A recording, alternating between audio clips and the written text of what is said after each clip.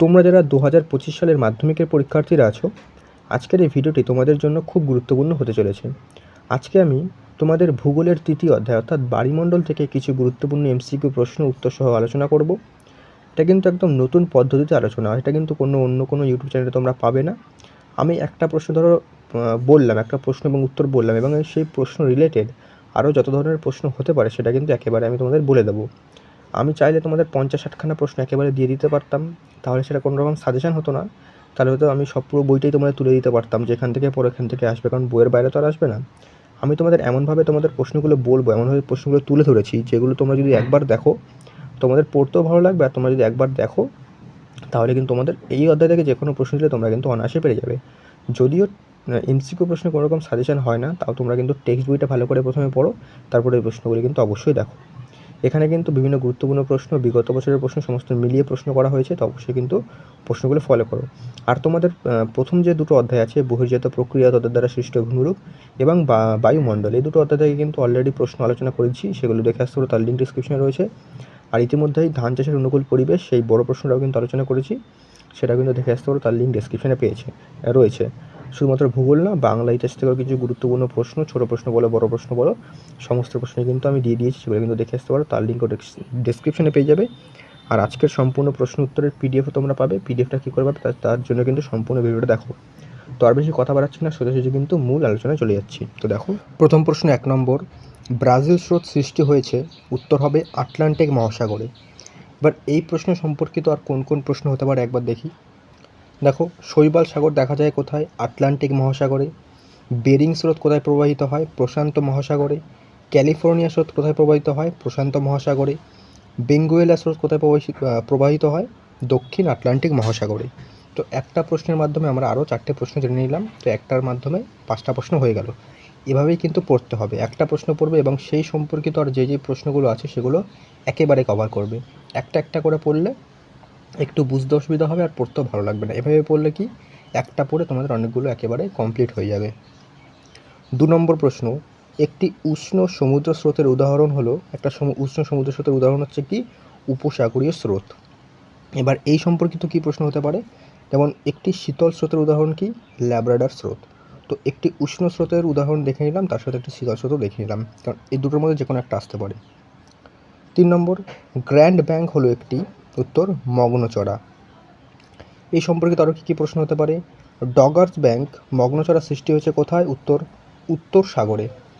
তারপরে পৃথিবীর বৃহত্তম মগ্নচড়া কি? উত্তর গ্র্যান্ড ব্যাঙ্ক। তারপরে গ্র্যান্ড ব্যাঙ্ক স্থানটি, এটা থান হবে না, গ্র্যান্ড ব্যাঙ্ক স্থানটি বিখ্যাত কিসের জন্য? উত্তর হবে মৎস্য চাষের জন্য।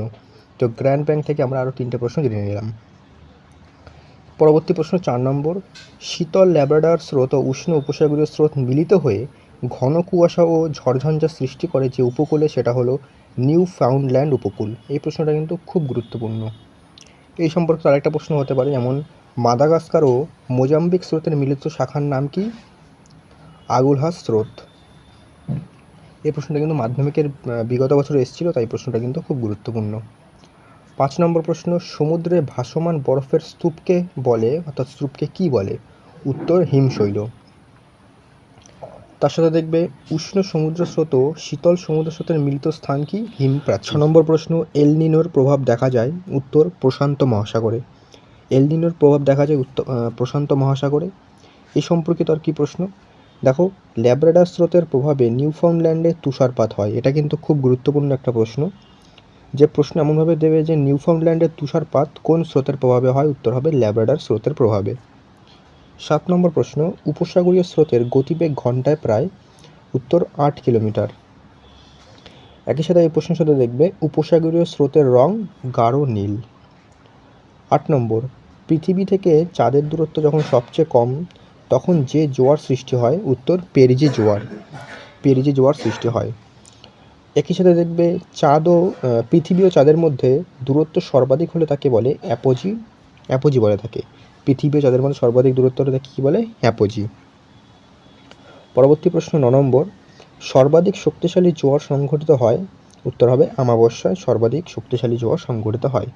একই সাথে দেখবে 24 ঘন্টা পৃথিবীর প্রতিটি স্থানে জোয়ার হয়, দুবার, অর্থাৎ 24 ঘন্টায় পৃথিবীর প্রতিটা স্থানে কয়বার জোয়ার হয়? দুবার জোয়ার হয়। নেক্সট প্রশ্ন, দুটি মুখ্য জোয়ার বা দুটি গৌণ জোয়ারের মধ্যে সময়ের ব্যবধান কত? উত্তর 24 ঘন্টা 52 মিনিট। একই সাথে দেখবে কোনো স্থানে জোয়ার ভাটার মধ্যে ন্যূনতম ব্যবধান কত? 6 ঘন্টা 13 মিনিট। পৃথিবীর কেন্দ্রাতিক বলের প্রভাবে গৌণ জোয়ার সৃষ্টি হয় এবং একটি মুখ্য জোয়ার এবং একটি গৌণ জোয়ারের মধ্যে সময়ের ব্যবধান কত? 12 ঘন্টা 26 মিনিট। অর্থাৎ অর্ধেক করে দেবে দুটো থেকে, তাহলেই একটা বেরিয়ে যাবে। তারপর আরও কিছু প্রশ্ন থাকবে এখান থেকে, যেমন মরা কোটালের সময় চন্দ্র সূর্য পৃথিবীর সাপেক্ষে কত কত কোণে অবস্থান করে? উত্তর 90 ডিগ্রি কোণে। 12 নম্বর প্রশ্ন, ভরা কোটালের সময় সমুদ্রের জল প্রবল বেগে মোহনা দিয়ে প্রবেশ করে, একে বান বলে। 13 নম্বর প্রশ্ন, পৃথিবীর কেন্দ্রাতিক বলের প্রভাবে গৌণঝড় সৃষ্টি হয়, এটা তো আগেই বললাম। এই তিনটে প্রশ্ন কিন্তু মাধ্যমিকে বিগত বছরে এসছে। তো এই ছিল তোমাদের ভূগোলের বাড়িমণ্ডল। এখান থেকে বেশি প্রশ্ন যদিও দেওয়া হয় না, শর্ট কোশ্চেন। তাও যে কটা প্রশ্ন গুরুত্বপূর্ণ এখান থেকে আসার সম্ভাবনা রয়েছে সেগুলি বলে দিলাম। আর এর আগে তোমাদের যে প্রথম অধ্যায় আছে বহির্জাত প্রক্রিয়া দ্বারা সৃষ্টি ভূমিরূপ, ওই অধ্যায়টা থেকে তোমাদের এভাবেই আলোচনা করেছি শর্ট কোশ্চেন। আর তোমাদের বায়ুমণ্ডল সেই অধ্যায় থেকেও কিন্তু এভাবেই আলোচনা করেছি, আর তার ফ্রি পিডিএফও তোমাদের সাথে শেয়ার করেছি। আর এই পিডিএফের জন্য তোমরা কী করবে, পিডিএফের জন্য ডেসক্রিপশানে একটা লিঙ্ক আছে টেলিগ্রামের, সেখান থেকে সেই লিঙ্কে জয়েন হয়ে যাও। ওখানে কিন্তু সমস্ত পিডিএফ তোমাদের বিনামূল্যে শেয়ার করা হয়, কোনো রকম টাকা পয়সার কোনো ব্যাপার নেই। আর তোমাদের ইতিহাসের বিভিন্ন বড় প্রশ্নের নোটস আলোচনা করে দিচ্ছি, সেগুলো দেখে আসতে পারো। যেমন তোমাদের ইলবার্ট বিল, মহারানীর ঘোষণাপত্র, মহাবিদ্রোহের প্রকৃতি সমস্ত কিন্তু জলের মতন বুঝিয়ে দিয়েছি এবং তার পিডিএফটাও শেয়ার করে দিয়েছি, সেগুলো দেখে আসতে পারো।